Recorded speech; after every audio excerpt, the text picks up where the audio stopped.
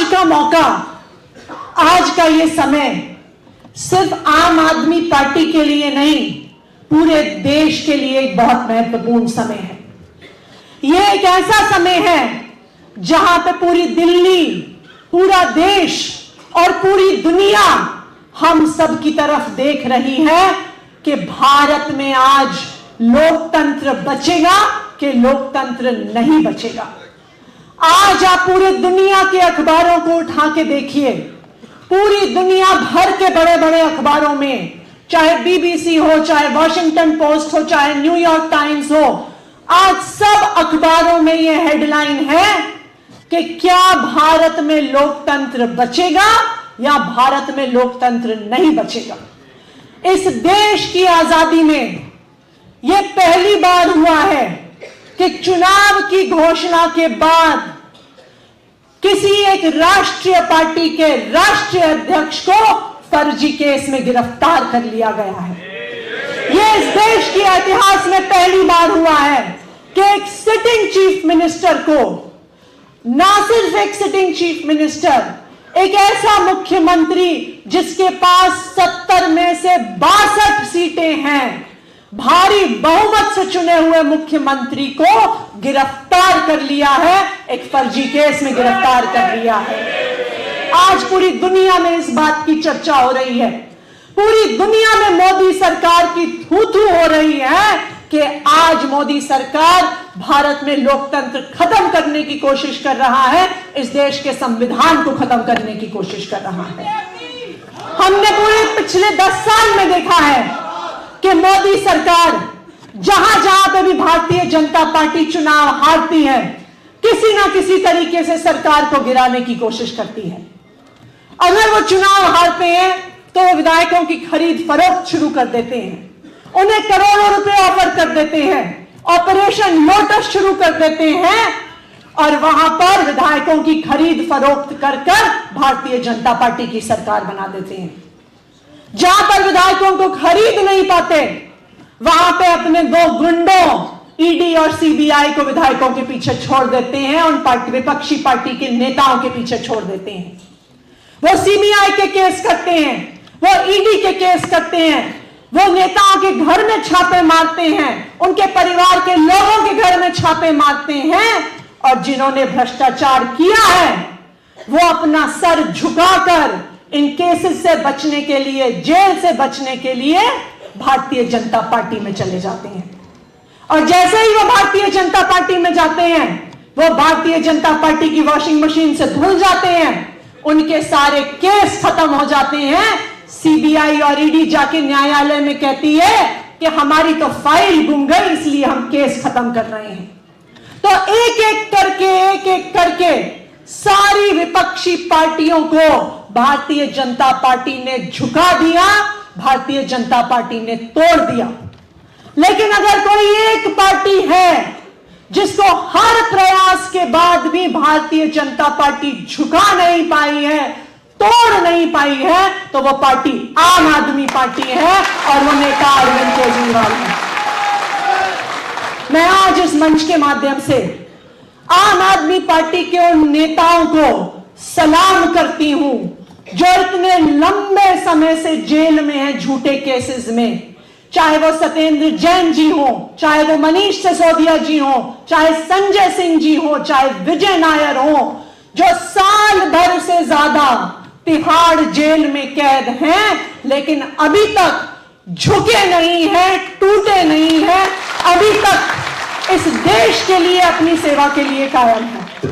और ना सिर्फ मैं इन पार्टी के नेताओं को, मैं इन सबके परिवारों को भी सलाम करती हूं कि उनके घर परिवार, उनकी पत्नियां, उनके बच्चे कितनी विकट परिस्थिति से गुजर रहे हैं, लेकिन उनके परिवारजनों से आज तक ये शब्द नहीं निकला कि आम आदमी पार्टी छोड़ दो, आम आदमी पार्टी में आके गलती की। आज भी हर विकट परिस्थिति में मनीष सिसोदिया जी की पत्नी की तबीयत इतनी खराब रहती है, लेकिन जब भी कोई उनसे बात कहता है वो कहती हैं कि मनीष जी जितने दिन चाहे जेल में रहे, वो कभी आम आदमी पार्टी नहीं छोड़ेंगे, वो कभी भारतीय जनता पार्टी में नहीं जाएंगे। इतने प्रयासों के बाद जब नहीं, आम आदमी पार्टी के नेता झुके नहीं, तो प्रधानमंत्री नरेंद्र मोदी जी को लगा कि अब हमारे पास एक ही चारा बचा है कि आम आदमी पार्टी को झुकाने का और आम आदमी पार्टी को तोड़ने का, कि अरविंद केजरीवाल को गिरफ्तार कर लो। इसीलिए ईडी का झूठा केस करके, सीबीआई का झूठा केस करके, बिना किसी प्रमाण के चुनाव की घोषणा के बाद रात के अंधेरे में आकर अरविंद केजरीवाल को गिरफ्तार कर लिया। उनको लगा कि आम आदमी पार्टी वाले अब खत्म हो जाएंगे, उनको लगा कि आम आदमी पार्टी वाले झुक जाएंगे, आम आदमी पार्टी वाले दब जाएंगे।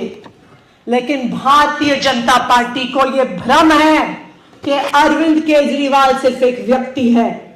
मैं आज भारतीय जनता पार्टी वालों को बताना चाहती हूं कि अरविंद केजरीवाल सिर्फ एक व्यक्ति नहीं है, अरविंद केजरीवाल एक विचार है, अरविंद केजरीवाल एक प्रेरणा है, अरविंद केजरीवाल एक चिंगारी है। अरविंद केजरीवाल को आप जेल में डाल सकते हो, आप अरविंद केजरीवाल के विचार को कैसे जेल में डालोगे? आप अरविंद केजरीवाल को जेल में डाल सकते हो, लेकिन जो अरविंद केजरीवाल ने देशभक्ति की चिंगारी से देश के हजारों लाखों लोगों में देशभक्ति की आग जलाई है, उस आग को कैसे जेल में डालोगे? उस देशभक्ति को कैसे जेल में डालोगे?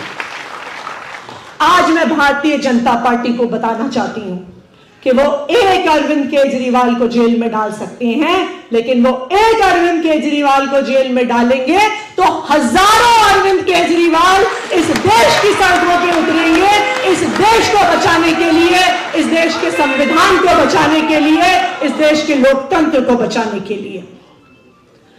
प्रधानमंत्री नरेंद्र मोदी जी ने अरविंद केजरीवाल को चुनाव की घोषणा करने के बाद जो गिरफ्तार किया, तो उन्होंने साथ साथ एक और घोषणा भी कर ही दी। उन्होंने पूरे देश को और पूरी दुनिया को बता दिया कि आखिरकार मोदी जी का नाश कौन करेगा। ये खबर उन्होंने पूरी दुनिया में पहुंचा दी कि कौन सा एक नेता है जिसको प्रधानमंत्री नरेंद्र मोदी जी जिससे डरते हैं, जहां उनको पता है कि कौन ऐसा नेता है जो उनको खत्म करेगा।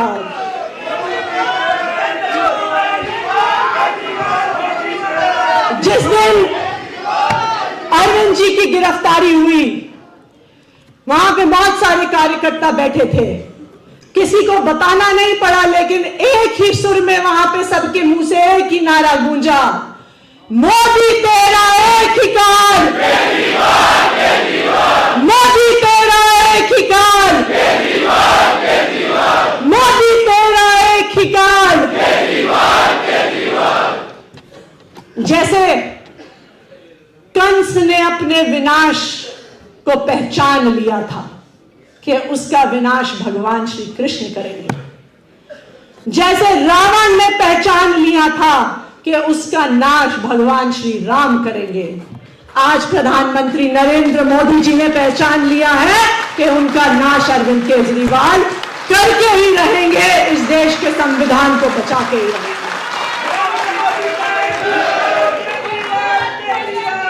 मैं आप सब लोगों के माध्यम से, क्योंकि आज दिल्ली के सभी हिस्सों से हमारे विधायक, हमारे पार्षद, हमारे पदाधिकारी, हमारे कार्यकर्ता भी आए हुए हैं, आप सबको दिल्ली वालों के लिए एक महत्वपूर्ण संदेश लेके जाना है। क्योंकि जब से अरविंद केजरीवाल जी की गिरफ्तारी हुई है, तब से दिल्ली वालों के मन में एक शंका पैदा हो गई है। उनको लगता है कि अरविंद केजरीवाल ने हमें फ्री बिजली दी है, फ्री पानी दिया है, अच्छे स्कूल दिए हैं, मोहल्ला क्लिनिक दिया है, अच्छा इलाज दिया है। तो आज सब दिल्ली वाले सोच रहे हैं कि क्या अरविंद केजरीवाल जी की गिरफ्तारी के बाद काम रुक जाएंगे?